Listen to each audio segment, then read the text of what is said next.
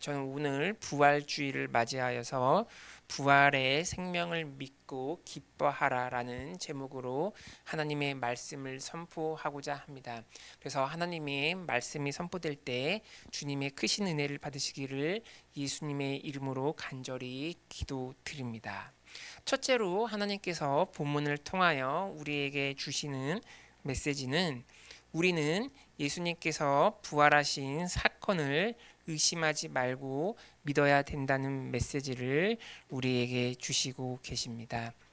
그래서 보통 많은 사람들이 생각하기를 사람이 한 번 태어나서 죽으면 끝이지 어떻게 죽은 자들이 영적으로 다시 살아날 수 있느냐 하는 의문을 가지곤 합니다.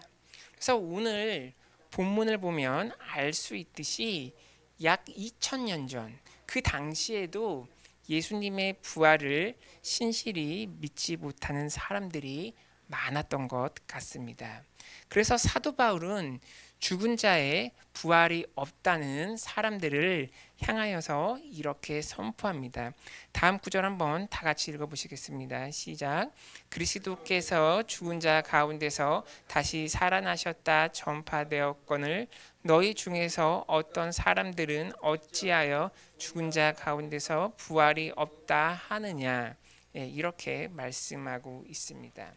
이처럼 그 당시에 많은 사람들도 죽은 자가 다시 살아나는 경험은 보통 그 일반적인 상식을 완전히 뒤엎는 일이기 때문에 예수님의 부활 자체를 믿지 못하는 사람들이 많았습니다. 그리고 더 나아가 주님의 부활을 믿지 못한 사람들은 죽은 사람들의 그 부활 자체가 없다고 단정합니다. 그래서 물론 겉으로 봤을 때 죽은 자가 다시 살아나는 부활은 우리의 일상 상식을 역행하는 일이기 때문에 받아들이기가 힘들고 도저히 믿긴 힘든 일이긴 합니다. 그래서 우리가 무작정 사람들에게 아무런 증거도 없이 예수님을 믿으면 우리가 죽지 않고 살아서 새 생명과 부활을 얻는다라고 주장하면 대부분의 사람들이 죽음 이후의 부활을 믿지 못할 것입니다.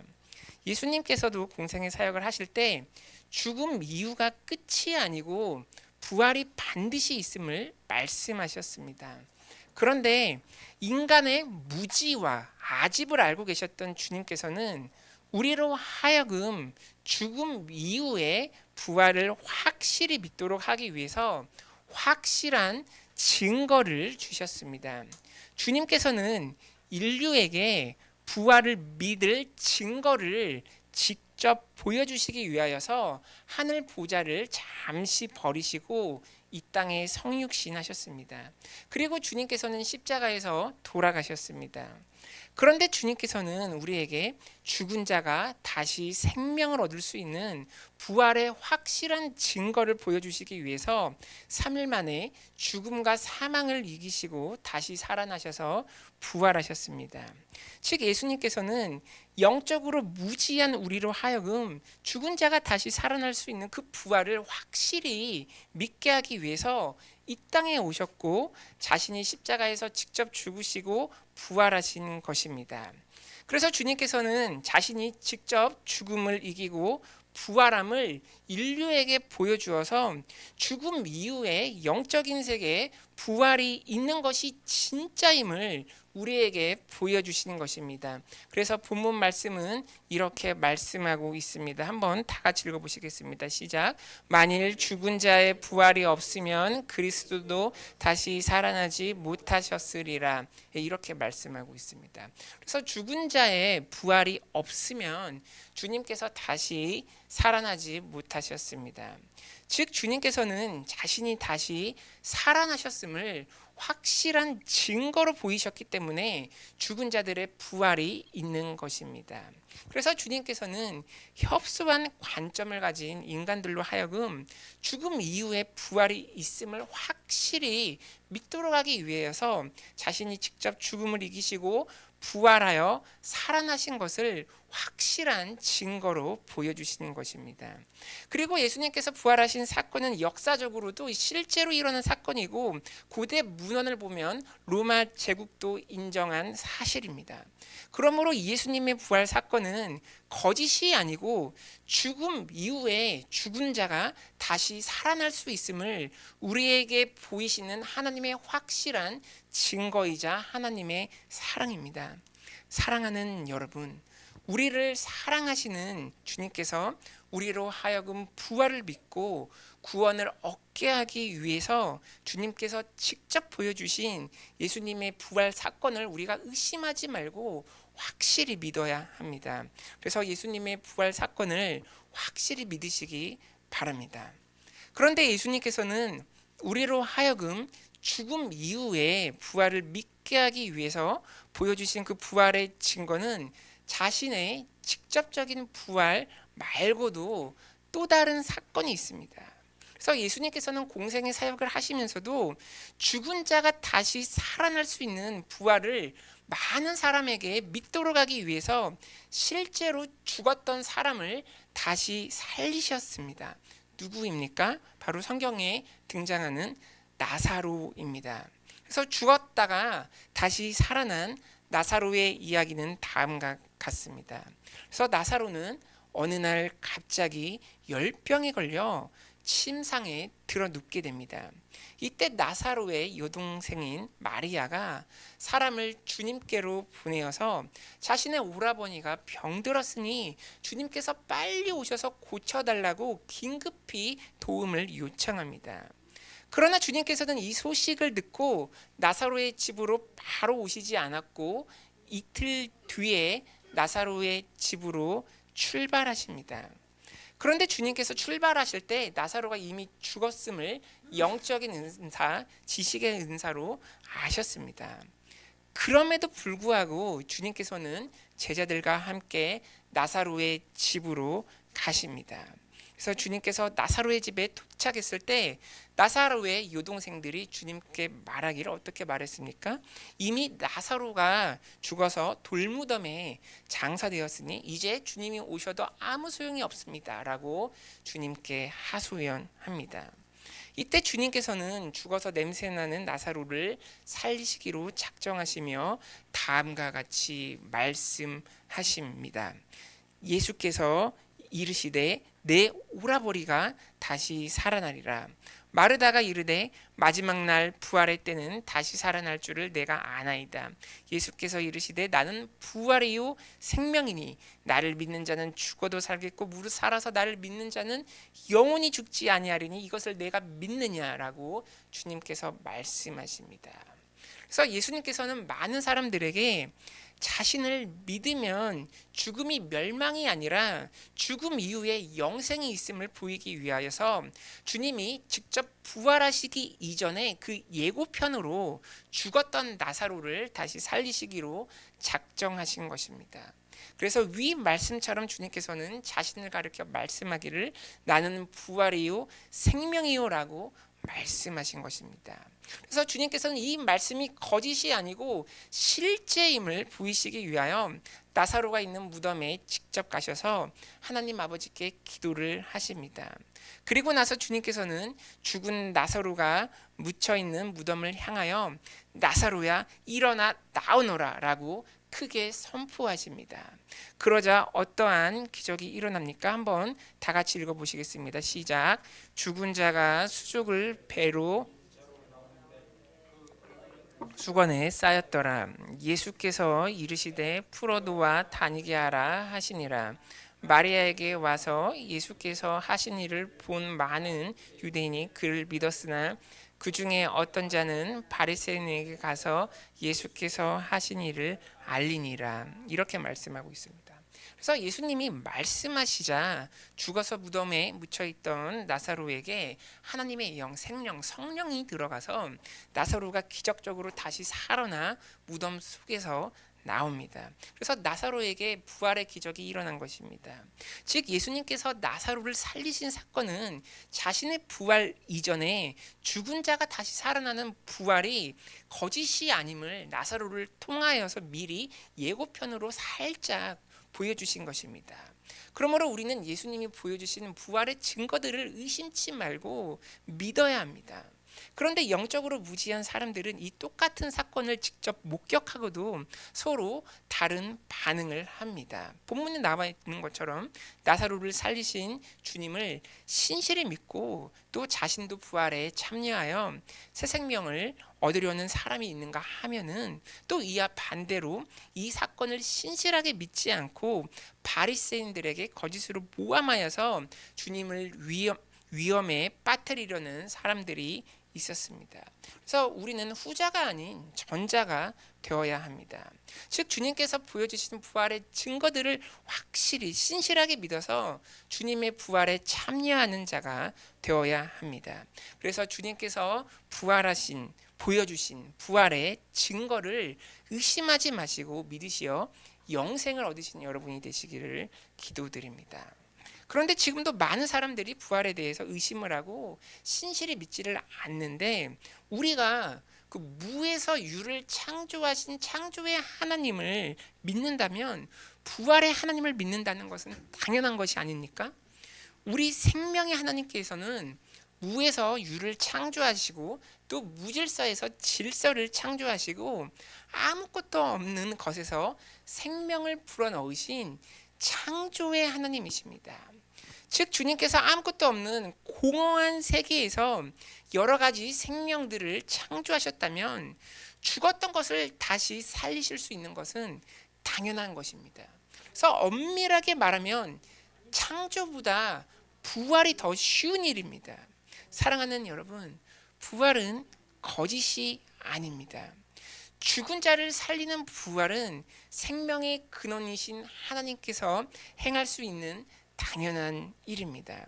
그러므로 우리는 부활을 거짓으로 의심하지 말고 신실히 믿어야 하는 것입니다.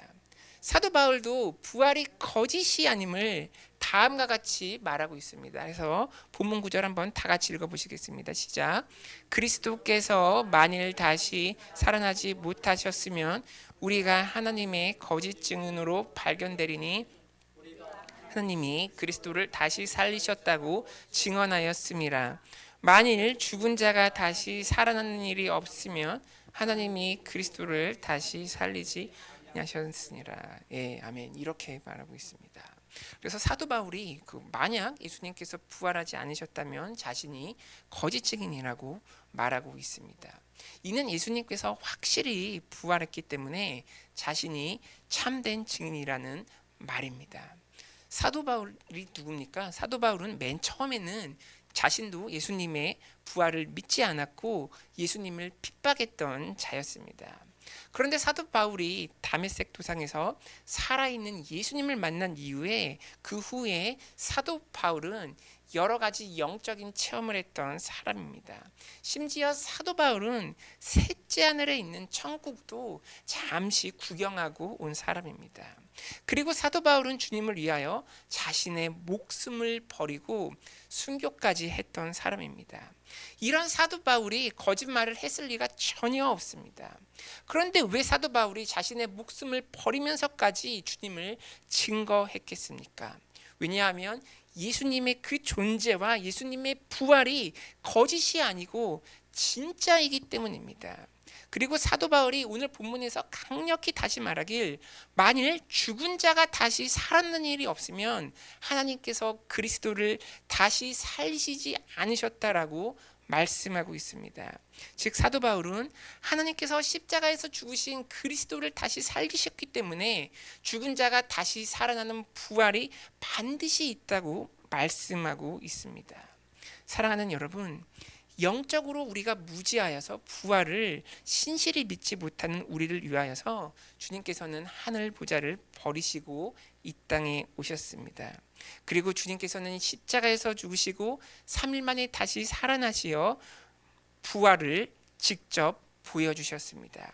그래서 주님께서 직접 보여주신 그 부활의 증거를 마음속에 깊이 묵상하시고 간직하셔서 죽음 이후에 예수님의 부활에 동참하시는 여러분이 되시기를 간절히 기도드립니다.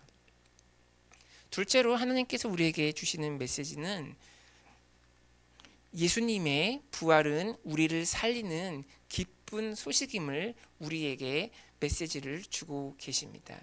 그런데 예수님의 부활 사건은 나와 상관이 없는 사건이 아니라 나와 밀접한 관련이 있는 기쁜 소식입니다. 왜 그렇습니까? 한번 본문 다음 구절 한번 다 같이 읽어보시겠습니다. 시작. 그리스도께서 너희의 믿음도 헛되고 너희가 여전히 죄 가운데 있을 것이요. 예, 이렇게 말하고 있습니다. 그래서 오늘 본문에서 말하기를 그리스도의 부활이 없으면 우리 믿음도 헛되고 우리가 여전히 죄 가운데 있을 것이라고 말하고 있습니다.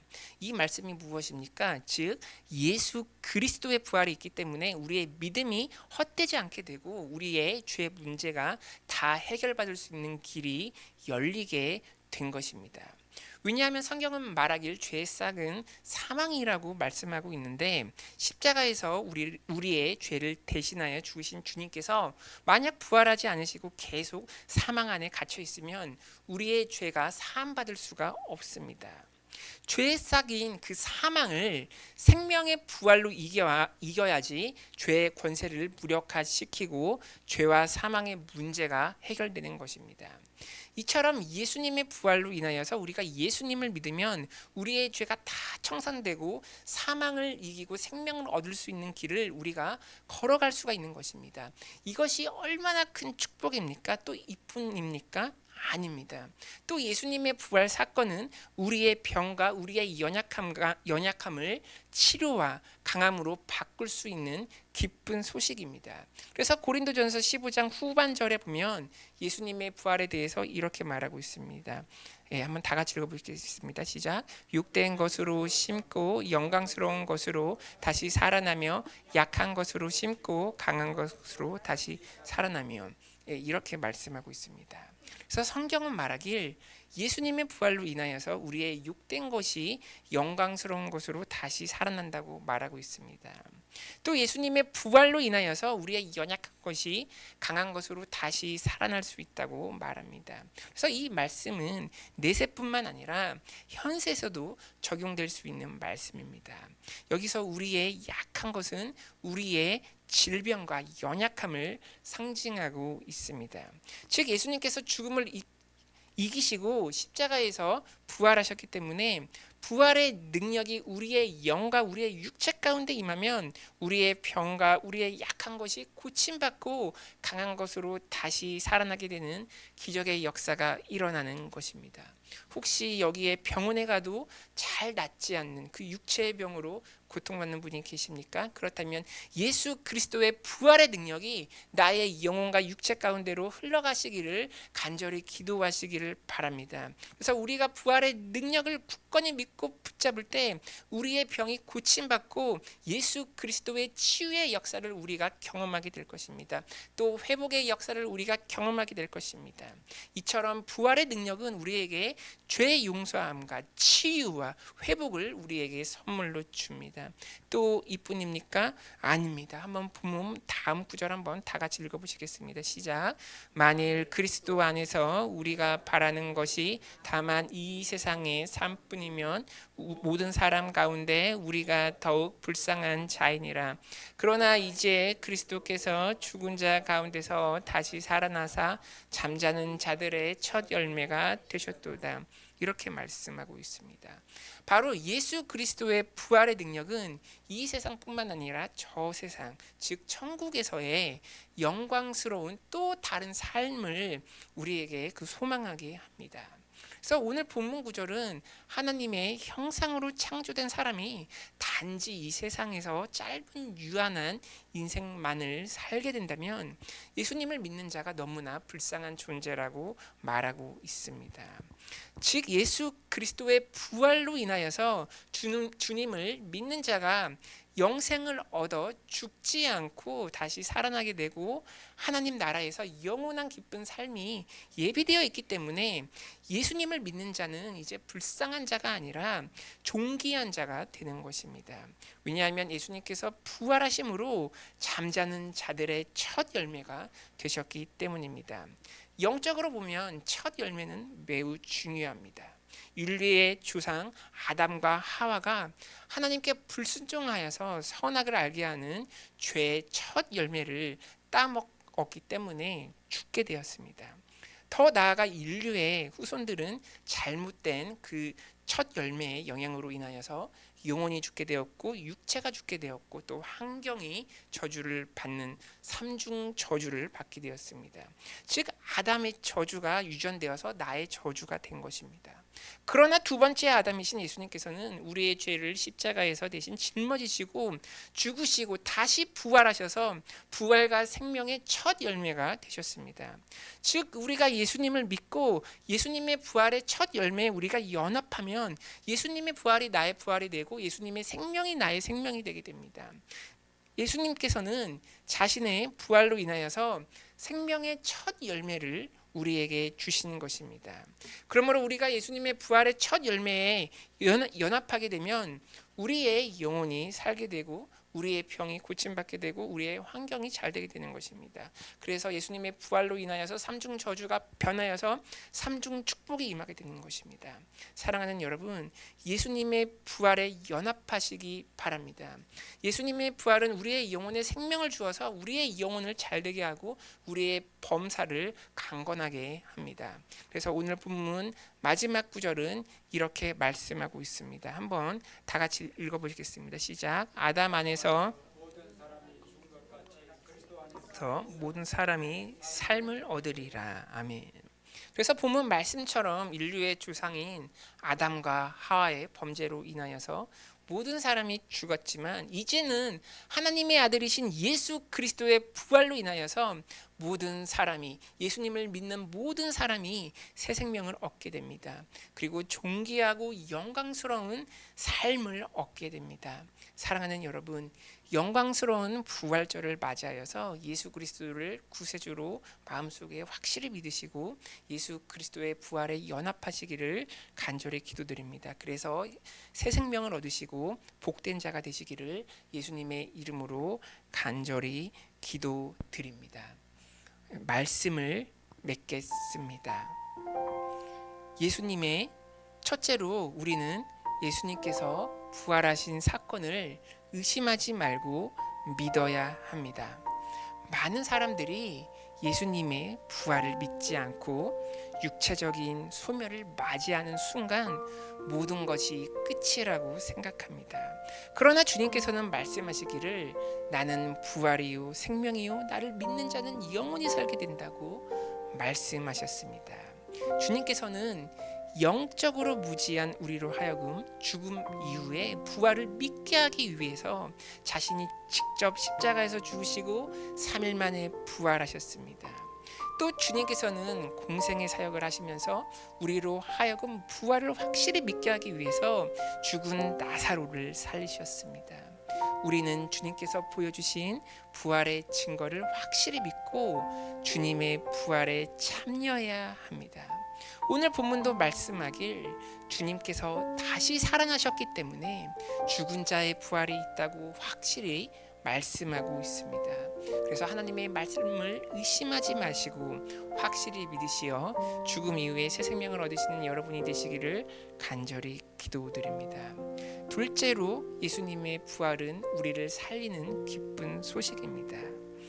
그런데 예수님의 부활 사건은 나와 상관이 없는 사건이 아니라 나와 밀접히 관련이 있는 가장 기쁜 소식입니다. 예수 그리스도의 부활이 있기 때문에 우리의 믿음이 헛되지 않게 되고 우리의 죄 문제가 다 해결받을 수 있는 길이 열리게 된 것입니다. 그리고 예수님의 부활로 인하여서 우리의 병과 우리의 연약함을 치료와 강함으로 바꿀 수 있게 되었습니다. 또 예수 그리스도의 부활의 능력은 이 세상뿐만 아니라 저 세상, 즉 천국에서의 영광스러운 또 다른 삶을 소망하게 합니다. 인류의 조상인 아담과 하와는 죄의 첫 열매를 우리에게 선사했지만 하나님의 아들이신 예수 그리스도는 우리에게 생명과 부활의 첫 열매를 우리에게 선사하셨습니다. 그래서 예수님께서 이루신 부활의 첫 열매에 연합하시어 새 생명을 얻으시는 여러분이 되시기를 간절히 기도드립니다.